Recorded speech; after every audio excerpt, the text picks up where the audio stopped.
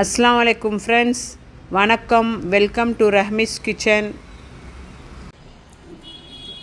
Hi friends, இன்றைக்கி நம்ம பைனாப்பிளில் நம்ம மோர் குழம்பு பண்ண போகிறோம். ரொம்ப நல்லாயிருக்கும். பைனாப்பிள் மோர் குழம்பு பண்ணுறதுனால நமக்கு பைனாப்பிள் வேணும்.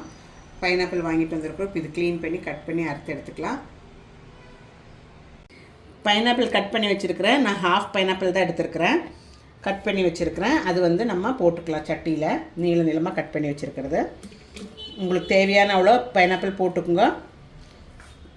அது போட்டுட்டு அது கூட கொஞ்சம் மிளகாத்தூள், ரொம்ப இல்லை, கலருக்கு கொஞ்சம் லைட்டாக ரெட் கலர் வர மாதிரிக்கு கொஞ்சம் மிளகாத்தூள். 1/4 டீஸ்பூன் அவ்வளோ மிளகாத்தூள் போட்டிருக்கு.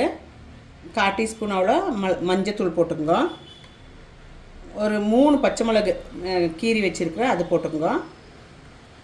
கொஞ்சம் கருவேப்பிலை,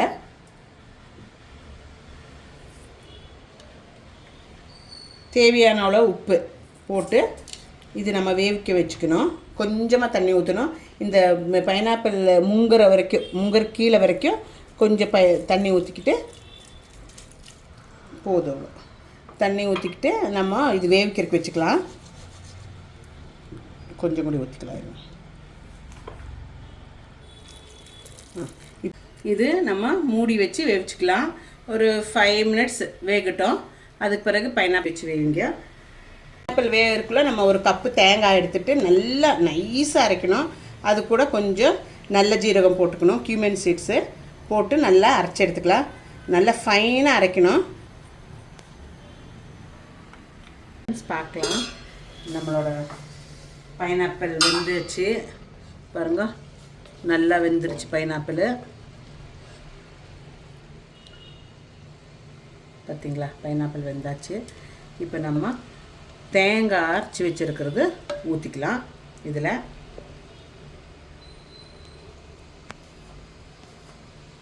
தேங்காய் அரைச்சது ஊற்றிக்குங்க. தேங்காய் அரைச்சது ஊற்றி ரொம்ப நேரம் கொதிக்கக்கூடாது. ஒரு 5 மினிட்ஸ் கொதிச்சா போதும். கொதித்து நல்லா கொஞ்சம் கெட்டியானோன்னே நம்ம மோர் அடித்து வச்சுருக்கிறது ஊற்றிக்கலாம். தயிர் நல்லா கெட்டி தயிர் எடுத்துகிட்டு அடித்து மிக்சியில் அடிச்சியோ இல்லாட்டி விஸ்க் பண்ணிட்டோ யூஸ் பண்ணிக்கலாம். இது கொஞ்சம் நேரம் கொதிக்கிட்டோம். இதில் பாருங்கள், நல்லா கெட்டியாக இருக்குது பார்த்தீங்களா? நல்லா நைஸாக இருக்கணும். தேங்காய் அரைச்சிருக்கிறது நல்லா நைஸாக இருக்கணும். அப்போ தான் அந்த கரெக்டான பாகம் வரும்.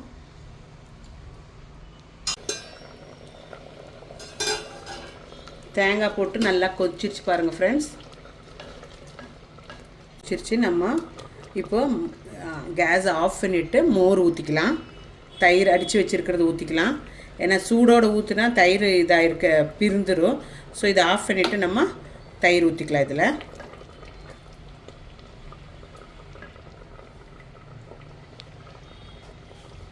ஒரு லிட்டர் தயிர் அடித்து வச்சுருக்கிறேன் ஃப்ரெண்ட்ஸ். நான் அது ஊற்றிக்கலாம்.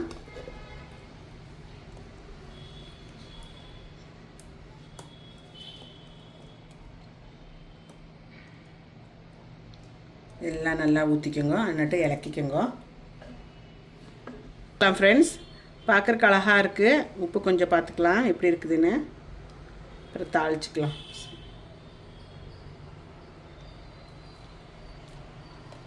உப்பு கொஞ்சம் கம்மியாக இருக்குது. உப்பு போடணும். அந்த பைனாப்பிள் இனிப்பு, புளி, தயிர் இதெல்லாம் நல்லா இருக்குது. கொஞ்சம் உப்பு போட்டுக்கலாம். கொஞ்சமாக உப்பு போட்டுக்கலாம். உப்பு பத்தலை. தாளிச்சிக்கலாம் ஃப்ரெண்ட்ஸ். நம்ம தாளிக்கிறதுக்கு கொஞ்சம் குக்கிங் ஆயில் ஊற்றிக்கலாம். ஒரு 1 டேபிள் ஸ்பூன் அவ்வளோ ஊற்றிக்கோங்க குக்கிங் ஆயிலு. நல்லா காஞ்ச பிறகு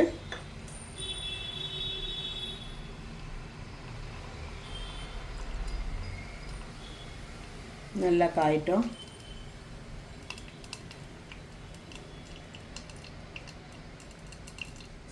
காஞ்ச பிறகு கடுகு போட்டுக்கலாம். ஒரு 1/4 டீஸ்பூன் அவ்வளோ கடுகு,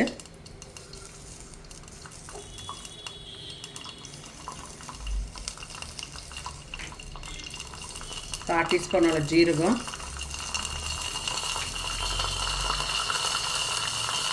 1/4 டீஸ்பூன் அவ்வளோ வெந்தயம்,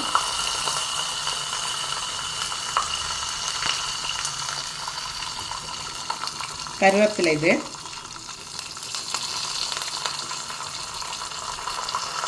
ஒரு 3 காஞ்ச மிளகு உடச்சி வச்சுருக்கிறேன்.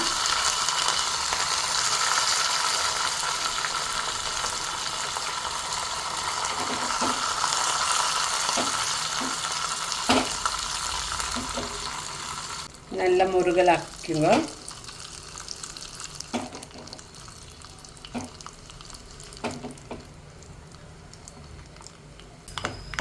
இது ஆப்ஷனலு. கொஞ்சோண்டு ஒரு 1/4 டீஸ்பூனும் கூட இல்லை, அதை விட கம்மியாக கொஞ்சம் காஷ்மீரி மிளகுத்தூள் போடுறேன் நான். இதில் ஒரு மாதிரி ஒரு ரெட் கலர் வந்தால் நல்லாயிருக்கும். லைட்டாக பிங்கிஷ் கலராக ரெட் கலராக வரும், நல்லாயிருக்கும். இது ஆனவருக்கு இதை எடுத்து அப்படியே இதில் ஊற்றிக்குங்க.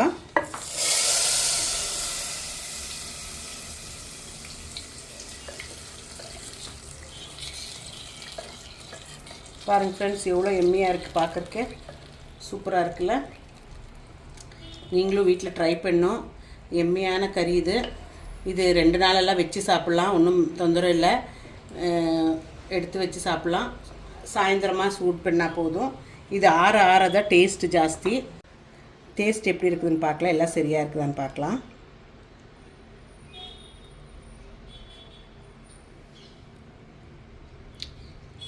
ஆஹா, சூப்பராக இருக்குது ஃப்ரெண்ட்ஸ். இனிப்பு, உப்பு, புளி எல்லாம் சேர்ந்து கலந்து மோர் குழம்பு ரொம்ப நல்லாயிருக்கு. எம்மியான பைனாப்பிள் மோர் குழம்பு சூப்பராக இருக்குது.